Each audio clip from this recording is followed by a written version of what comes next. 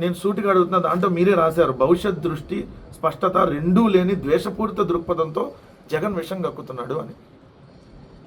మీకు భవిష్యత్తు మీద దృష్టితో స్పష్టతతో మరి మీరు ఎవరన్నా ఏం చెప్పారనో, మరి ఎవరు నడిపిస్తున్నారనో మీరు ఈరోజు ఆ వార్త రాశారు.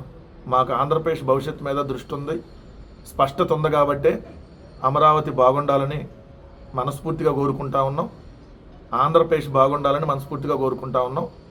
జగన్మోహన్ రెడ్డి గారు ఎప్పుడు విషం కక్కల, ఇప్పుడు మీరు విషం కక్కుతా ఉన్నారు వైఎస్ఆర్ కాంగ్రెస్ పార్టీ మీద, జగన్మోహన్ రెడ్డి గారి మీద. మీరు వైఎస్ఆర్ కాంగ్రెస్ పార్టీపై విషం ఎలా అని మేము అడుగుతా ఉన్నాం, వైఎస్ జగన్ గారిపై మీకు విషం ఎలా అని. ఎందుకంటే జగన్మోహన్ రెడ్డి గారు మొన్న ప్రెస్ కాన్ఫరెన్స్ పెట్టారు, ఒకసారి చూసుకోండి వెళ్ళి, లేదన్నా నాకు నేను లింక్ పెట్టమంటే పెడతా.